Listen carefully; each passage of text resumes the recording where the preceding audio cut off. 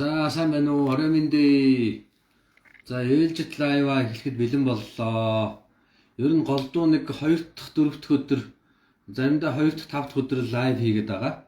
Тэгээ өнөөдрийн яг сэдвийг бас бодоод бас их түгээмэл над дээр их үзүүлж байгаа улсууд дээр их хүмүүсүүдийн маш их асуудаг, их тодруулахыг хүсдэг, мэдхийг хүсдэг бас нэг өвчин бол хаван байгаа. За яг хаван гэдгийг бол зарим хүн яг өвчин гэж ойлгож магадгүй. За яг эмчнэрийн хувьд бол хаван бол шинж тэмдэг юм л да. Тэгэхээр хаван гэдэг бол шинж тэмдгийн хувьд маш олон өвчний үед хаван үүсч болдог. Одоо юу ч нэг жоохон хүлээх юм уу? За ерөнхийдөө жоохон. За жоохон хүлээе та тийм. За одоо дөнгөж орж ирж байна. Манайхаа орж ирээ тэгээд сайхан орж ирснүүдээ сайхан шеэрлээд бусдаа сайхан түгээгээд ингээд хүлээгээрээ тэгээд бүгдөө нэг жоохон олуулаа болохоор 1 минутын дараа ч юм уу гэхэд нэлээ олуулаа болчихвэлгүй дээ. Тэгээ нэг олуулаа болохоор зэрэг бүгдөө эхлэх үү дээ, тийм ээ. Гэхдээ хаван гэдэг бол маш их олон өвчний үед илэрдэг ийм одоо шинж тэмдэг юм л да. Тэгээд тэрний талаар өнөөдөр нэлээд дэлгэрэнгүй ярина. Маш их олон хүн бол хавгандаг. Тийм учраас энэ маш их олон хавгандаг улсуудад зориулаад та бүхэн маань нэгдүгээрт өөрсдөө ойлголт авчин үз, хоёрдугаарт бол энэ хавнаад байгаа улсуудад зориулаад бас шеэрлээд тэр хавгандаг улсуудад зориулаад меншн хийгээд ингээд явчаарэ. За тэгээ орж ирснүүд нь сайхан асууж тодруулах юм байвал асуугаад мэдлээд ингээд жоохон 1 минут хүлээе төхөө. Одоохондоо хүн цөөхөн байна. Орж ирэхийг жоохон хүлээе. Тэгээд нэг тодорхой хэмжээний хүн ороод ирэхээр нэг 1 минутын дараа ч юм уу 2 минутын дараа эхэлчих үү. За эхэлтлээ нэг жоохон та бүхэнтэй хууч хөөрөд байжээ. За асууж тодруулах юм байна уу та бүхэнд? За оршил маягаар. За надад нэг асуулт байна. За ямар асуулт байна? Хаван хавдар хоёрын ялгаа нь вэ? Хаван хавдар хоёр. За энэ одоо маш их том ялгаатай хоёр юм байгаа. Хавдар гэдэг бол маш том бие даасан өвчин байгаа. Хаван гэдэг бол маш олон өвчний үед гардаг шинж тэмдэг байгаа. Тэгэхээр маш том ялгаатай хоёр үзүүлэлт. Гэхдээ бас хүмүүсүүд бас тэгж ойлгодгүй юм шиг байгаа юм. Зарим хүмүүс бол хэлэхдээ ингээд хаван хавдар хоёрыг ялгахгүй ярьж идэг орж ирчээд надад хавдар байна гэж яриад үзэхээр хаван байж идэг. Тэгэхээр зэрэг хавдар хаван хоёр бол зарим талаараа бол төстэй юм байна. Юугаараа төстэй вэ гэхээр зэрэг ерөнхийдөө одоо гадаргуу одоо биеийн гадаргуу ингээд томроод ингэж эзэлхүүн томорж байгаа учраас хавдрын үед бол бас ингээд эсийн үржил их явагдсанаас болоод бас ингээд эзэлхүүн томордог шүү дээ.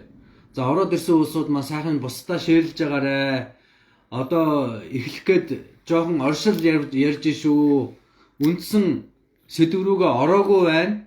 Тийм учраас орохоос өмнө та бүхэнд бас бусдаа шеэрлээд өгөөч. Хүнд хэрэгтэй юм ярилцаая. Бусдаа бас эрүүл мэндийн өглөг өгөөрэй гэж хүсмээр байна. Эм чинь бол элдв янзын эм бараа бүтээгдэхүүн рекламддаггүй. Тэр утгаараа бол бас ямар нэгэн ашиг сонирхлын зөрчилгүйгээр ийм лайвууд хийж байгаа. Цэвэрл одоо эмч хүний өнцгөөс эрүүл мэндийн боловсрол олгох зорилгоор ингэж ярьж байгаа шүү. Түүнээс биш элдв янзын одоо бараа бүтээгдэхүүн огт рекламддаггүй ийм байгаа.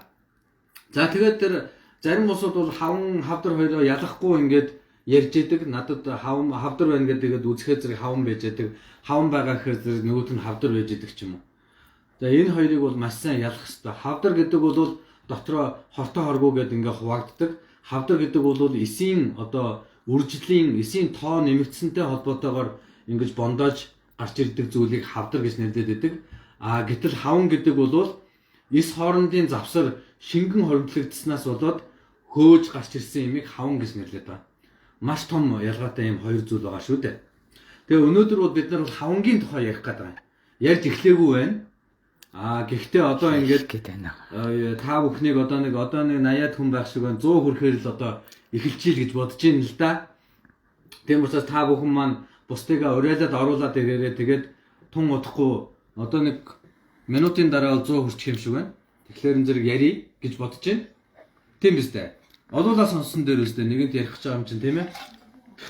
Тэгээд жоохон бусдаа бусдыгаа дуудаад ирээрээ.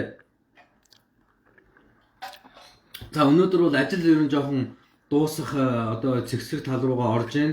Гэхдээ арай бүрэн дуусаагүй байна. Тэгээд яана лайвынхаа ажлыг хийндээ одоо тийм ээ. Асуу тодруулах зүйл байвал доор биччихэж болно шүү. Тэгээ буу халаад жоохон хүлээгээд байж 1 минут тийм үү. За ороод ирээрээ.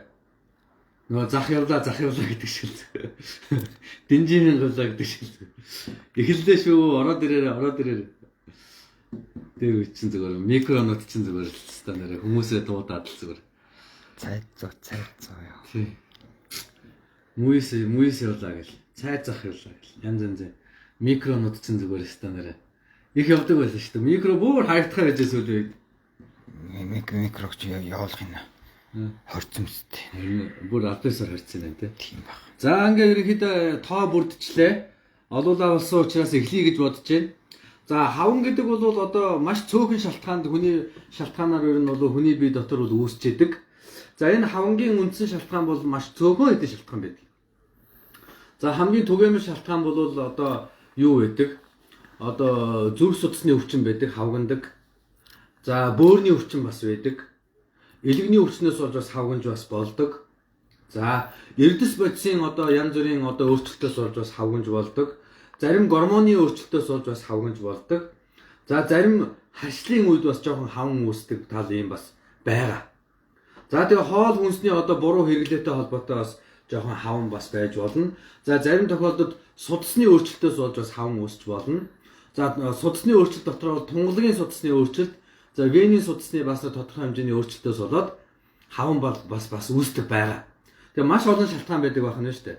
За заримдаа амьдралын хэв маяг, ялангуяа одоо босоо амьдралын хэв маягтай ч юм уу, эсвэл суугаан амьдралын хэв маягтай, хөдөлгөөн багтаа амьдралын хэв маягаас болж бас хаван үүсч бас болно шүү. Тэгэхээр энэ хаван үүсээд байгаа маш олон шалтгаануудыг би дотор нь жоохон задлж ярих гэж бодож байна. За яг хамгийн одоо бас нэлээд байдаг шалтгаануудын нэг бол одоо харшил байна. За харшлын гаралтай хаван бол яагаад үүсдэг вэ гэхээр зэрэг энэ одоо харшил гэдэг маань дархлааны уруу шүү дээ. Дархлааны уруулаас одоо хүний биед одоо өрөвслийн цитокин гэдэг ингээ бодиснууд, харшлын одоо бодиснууд, гистамин гэдэг бодиснууд ялгарснаас болоод судасны хан сулраад тэндээс бол бас ингээ шингэн эс хоорондын зайруу ингээ шингэн ялгараад тэгээд бас хаван үүсэх тохиолдол байдаг. За тэгвэл харшлын гаралтай одоо хавангийн гол онцлог нь юу вэ гэхээр зэрэг ямар нэгэн загтнах ч юм уу одоо ямар нэгэн харшилтай хавсарч явагддаг. Арьсан дээр бас зарим тохиолдолд тууралт явагддаг. Түүгээр нь бол ялгаж бас болдог ийм нэг шалтгаан байна. За дараа нь бол гормонууд гэж байгаа. За гормонууд дотроо бол бодисын солилцоог тохиргоо хийдэг, эрдэсийн тохиргоог хийдэг ийм гормонуудын өөрчлөлтөөс болоод хүний биед бас тодорхой хэмжээний хаванч гэдэг юм уу, хөнгөч гэдэг юм уу ийм бол үүсдэг байгаа. За хамгийн алдартай гормонууд гэх юм бол бамбайн гормоны үед бол бас тодорхой хэмжээний хаван бол хөөлтч гэдэг юм уу, хаван бол бас үүсч идэг. Ялангуяа одоо бамбайн дутагдлын үед бол жоохон хавгнах хандлага бас байгаад байдаг. Заримдаа үнчин тархинаас гарч байгаа хүний эрдэс бодисыг тохиргоо хийдэг тийм ээ. Тэр гормоны өөрчлөлтөөс болоод бас үнчин тархины зарим өвчнүүдийн үед мөн бас хаван үүсдэг ийм тал байгаамаа. Тэгэхээр зөв гормоны гаралтай хаванг бол ямар гормоноос болоод ингээд хаван үүсэж байна гэдгийг нарийн тодорхойлж иж ямар гормоныг эмчилж иж энэ идэрх вэ гэдгийг нарийн тогтоох ийм ёстой байгаа. Харшлын гаралтай хаванг бол тэр харшлын шалтгааныг нь арилгахгүй бол бас амаргүй. За дээр нь бол тэр харшлын гаралтай эмчилгээг хийж иж энэ хаван бол одоо идэгнэ. Түүнээс биш зүгээр шалтгааныг арилгахгүйгээр бол хаван бас арилдаггүй ийм талтай. За дараа нь бол бөөрийн гаралтай хавангууд гэж байгаа. За бөөрийн гаралтай хавангууд дээр бол гол хаван үүсэж байгаа шалтгаан нь бол бөөрийн одоо төвдгэнцэр маань одоо хүний цусан дотор байгаа хүнд хэрэгтэй чухал одоо бодисуудыг бол гадагш нь гаргахгүй хүний бие дотор байлгаж авах ёстой. Бөөр гэдэг бол шүүлтүр фильтрийн үйлчилгээ одоо үйлдэлийг үзүүлдэг. Тэгэхээр зэрэг цусыг шүүж байх явцдаа цусан дотор байгаа уургийг хэрвээ гадагшаа алдаад байх юм бол хаван үүснэ. За эсвэл бол цусан дотор байгаа одоо улаан хэсэг ч юм уу ингээд уурагтай хамт алдаад ах юм бол бөөрийн гаралтай хавангууд үүснэ. За заримдаа эрдэс бодисныг одоо шүүлтүүрээс болоод одоо буруу шүүснээс болоод эрдэс бодисын гаралтай бөөрийн шалтгаанд хаван бас үүсч болно. Тэгэхээр зэрэг энэ бөөрийн гаралтай хаван бол одоо шүүлтүүр одоо буруу ажилласантай холбоотойгоор хүний биеийн чухал элементүүдийг гадагш нь алдаад байх юм бол хаван үүснэ. За заримдаа шингэнээ бүр гаргаж чадахгүй шээс нь ингээ гарцгүй болчих юм бол нөгөө шээс маань хүний биеэр ингээ бүтэн биеэр ингээ тархаад гадагшилж чадахгүйгаас шингэнээ гадагшилж чадахгүйгаас болоод бас хаван үүснэ. Тэгэхээр бөөрийн гаралтай хавангууд бол ийм шалтгаантай бол байдаг байгаа. За дараа нь бол зүрхний гаралтай хаван бас байдаг. За зүрхний гаралтай хаван бол ерөөсөө хүний биед байгаа шингэний зогсонгошилтой холбоотой одоо хавангууд байдаг. Яг тэр зүрх маань бол хүний биед байгаа цусыг ингэж шахаж цусны эргэлтийг ингэж дэмжиж байх ёстой. Гэтэл зүрх маань олигтой шахаж чадахгүй ч юм уу эсвэл шахах явцад ямар нэгэн алдаа гардаг ч юм уу. За магадгүй одоо нэг хавхлаг нь ингээд бүрэн хаагдахгүй бас болоод нөгөө нэг шахаад байгаа цус маань яг үнэндээ бол олигтой шахаж чадахгүй ингээд зогсомжшил явагдсанаас болоод бас зүрхний гаралтай хавангууд үүсдэг. За мөн зүрхний дутагдал гэж бас яриад байгаа. Зүрх маань одоо ямар нэгэн шалтгаанаас болоод одоо дэндүү их одоо булчин сулардаг ч юм уу, булчин ингээд тэлчээд ингээд зүрхний архад дутагдлаас болоод нөгөө нэг хүний биед байгаа шингэнийг ингээд шахаж чадахгүйгаас болоод одоо зүрхний гаралтай хавангууд бас үүсдэг байгаа. Өөрөөр хэлбэл шингэний зогсонгошил үүсэж байна гэсэн. За зүрхний гаралтай хаван бол ганцхан одоо хүний биеийн гадна байхаас гадна хүний биеийн дотор уушин дотор үртэл тодорхой хэмжээний хавангууд үүсч идэг. Эдгээр хавангууд бол тэр тухайн хүнд бол маш хүн дээр дотор хаван гэж бид нар яриад байдаг байгаа. Үндсэндээ зүрхний дутмагчлын сүүлийн үе шатанд бол үндсэндээ бол энэ дотор хавангуудаас болоод хүний биеийн үйл ажиллагаа явагдахад маш хэцүү нөхцөл байдал бол үүсдэг байгаа. За дараагийн бас нэг хавангийн шалтгаан бол элэгний гаралтай хаван гэж байдаг. За элэгний гаралтай хаван бол одоо бас Монгол улсад маш түгээмэл. Яагаад түгээмэл вэ гэхээр элэгний өвчин маань өөрөө Монголд их түгээмэл учраас ялангуяа элэгний хатуурал, элэгний дутагдлын үед бол сүүл рүүгээ бол хаван бол усан хаван болон одоо үе мөчний хавангууд бол одоо дээлтэй байж эхэлдэг байгаа. За үүний үндсэн гол шалтгаан бол элгэн дотор хүний цусны дотор маш чухал үүрэг гүйцэтгэдэг уургийг бүтээж идэг.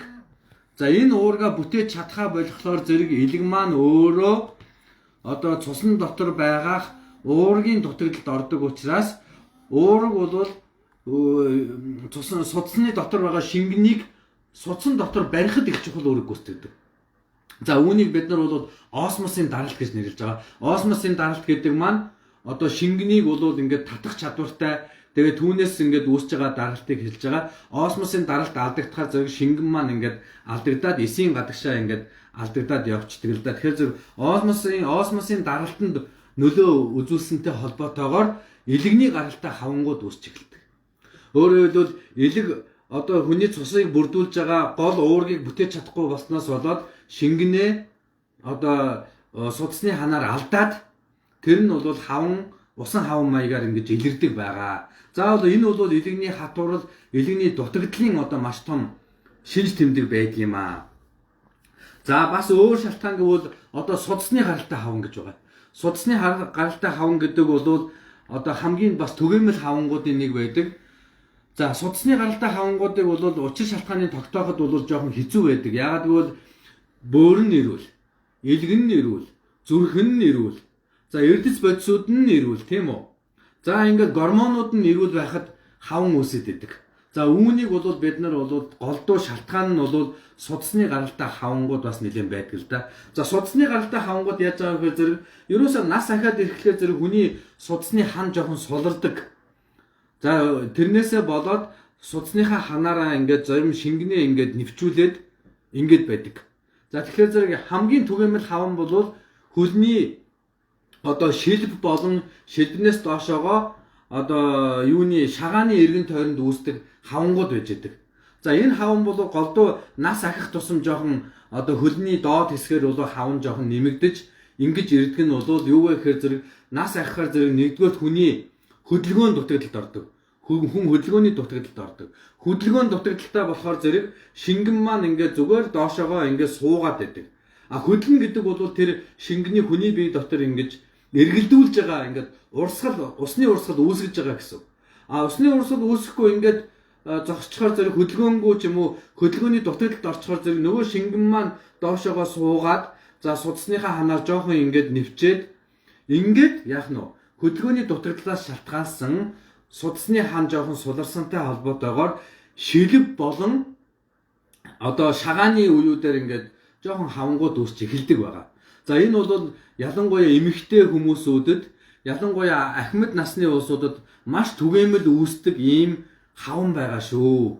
За энийг бол та бүхэн бас ойлгоорой. За дараа нь бол энэ юуны тунгалгийн судас гэж байгаа. Тунгалгийн судас болон вений судасан дээр ямар нэгэн байдлаар одоо нөгөө нэг гэмтэл гарснаас болоод нөгөө нэг вений судас чинь бол доор байгаа одоо хөлний доор байгаа цусыг дээш нь ингэж шахаж гарах ёстой байдаг. Гэтэл хавхлаг нь муудсан ч юм уу ханан суларснаас болоод нөгөө нэг вений судас маань ингээд дээш нь ингэж шахаж гаргаж чадхаа байгаад одоо хаван бас үүсгдэг. Заримдаа бол тэн дээр тромбой цусны бүлэн үүсээд цусны бүлэнгээс болоод нөгөө нэг вений судас маань тагласнаас болоод бас хаван үүсдэг байгаа. За тэгэхээр иймэрхүү хавангууд бол голдуу хөлний аль нэг хөлийг барьж авдаг. Хоёр хөл зэрэг ингэж маш их хэмжээний хаван үүснэ гэдэг бол харьцангуй ялангуяа тэр судасны гаралтай хаван нь бол тэр судасны одоо бүлэнгийн гаралтай хаван бол голдуу аль нэг хөлийг барьдаг нь бол илүү элбэг байдаг юм аа. За тэгээ дараа нь болохоор зөв тунгалгийн судас гэдэг нэг юм байгаа.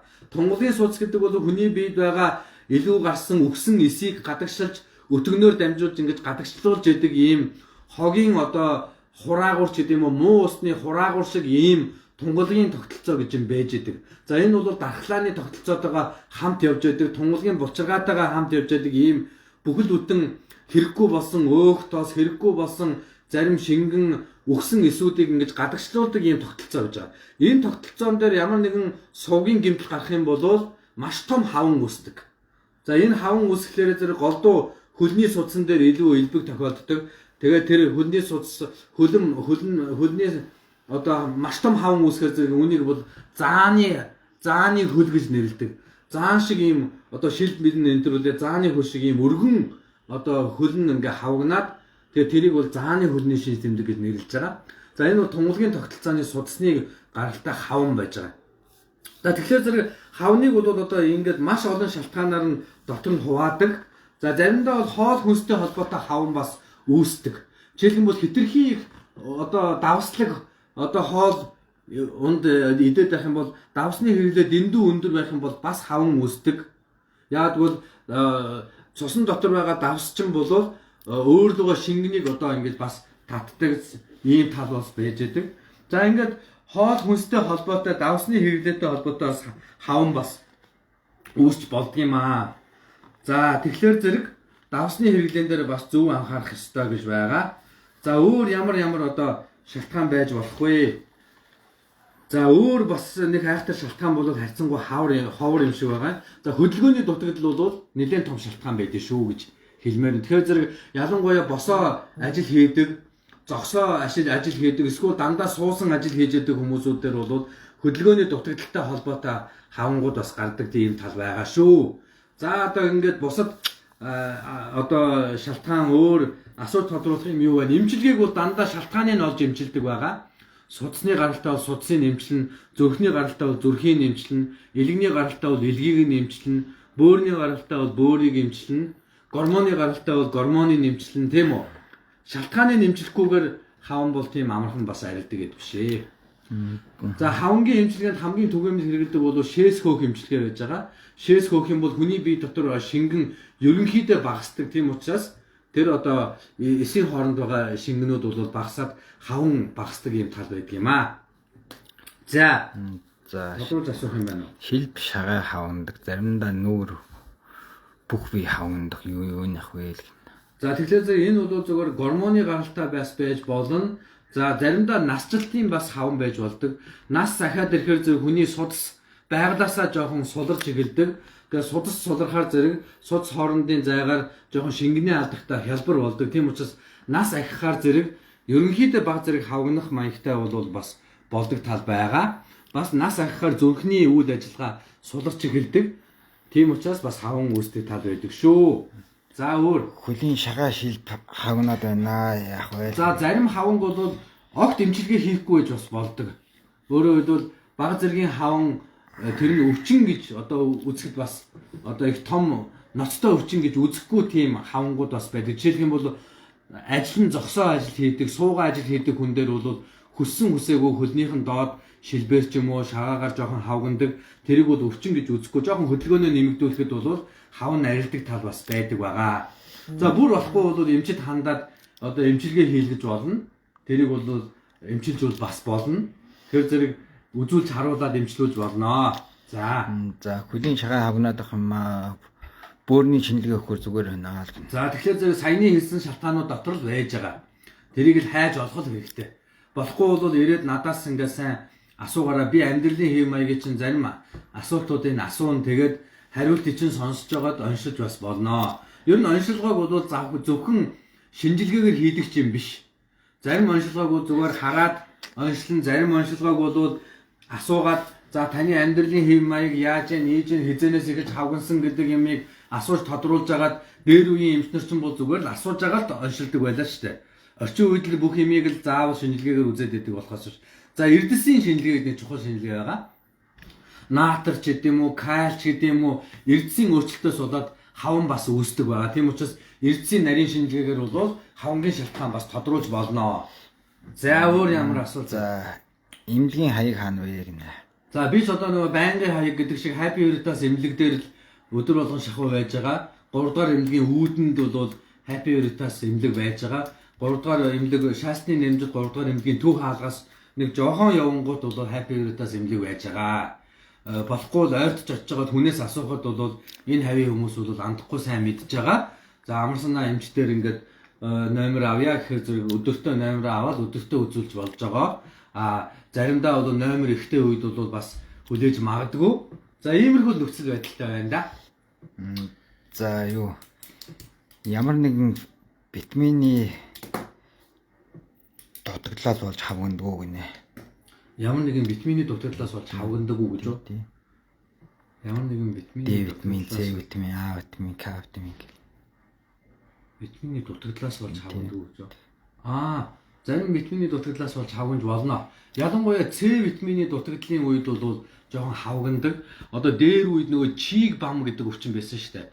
Чиг бам гэдэг өвчин бол үндсэндээ С витамины дутагдaltaй холбоотой хоол тэжээлийн гаралтай, хоол тэжээлээрээ С витамин авч чадаагүйгээс шалтгаалсан ийм өвчин байгаа. Энийг бол далаачдын өвчин гэж нэрлэдэг байсан. Яг бол далайн одоо тэнгисийн аялалд гарахдаа одоо хоол тэжээлийн хангалттай бас нөгөө витаминлэг хоол тэжээл авч чадаагүйгээс болоод далаачдын дунд бол чиг бам өвчнөөс болоод нас барах тохиолдлууд их байсан.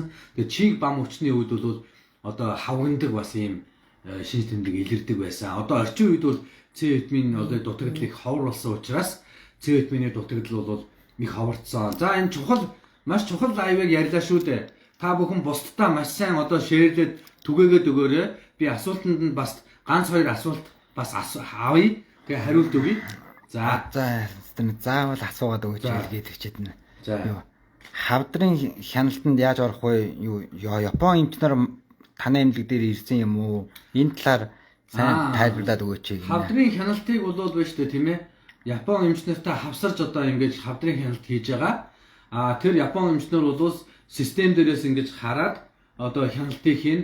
Би бол шууд бодитоор хүнээ үзээд хяналтаа хийн. Нэг систем дотор оруулж байгаа. Тэгээд тэр систем дотор орсон хүмүүсүүдийг бол хяналтанд оруулна, үзлэгийг хийн. Шаардлагатай бол Япон эмчээс бол зөвлөгөөг нь бол аваад өгнө. Тийм учраас Япон хэл мэдэхгүй бол би орчуулад тэдгээр улсуудын хяналтыг нь хийхэд нь тусалж өгнө. Ийм л одоо хавдрын хяналтын тогтолцоо байгаа юм. Энэ тогтолцоонд орох юм бол ямар ч гэсэн зөв хяналтыг бол хийх ийм боломжтой гэж ойлгож байна. Гэхдээ энэ бол зөвхөн илэгний хавдартай хүмүүстэй хамаатай шүү. Бусад хавдартай хүмүүст хамааралгүй хяналт шүү. За юу. Зөвхөн илэгний хавдартай хүмүүсд л зориулсан ийм хяналт юм аа. Энэ бол Аз номхон далай элэгний холбоотой хамтарч хийж байгаа ийм хяналтын тогтолцоог бол одоо нэвтрүүлж байгаа учиртай юм аа. За өөр болсон уу? За байж та. За өөр тэнхүүдөө асуултууд тавцаад байна уу? Ер нь ярьсан юм аа. За анхаарал хандуулсанд баярлалаа. Түр баяртай. Ойлгохгүй юм гарвал тэгээд ирээд үзүүлээд харуулчихна үсттэй. За баяртай.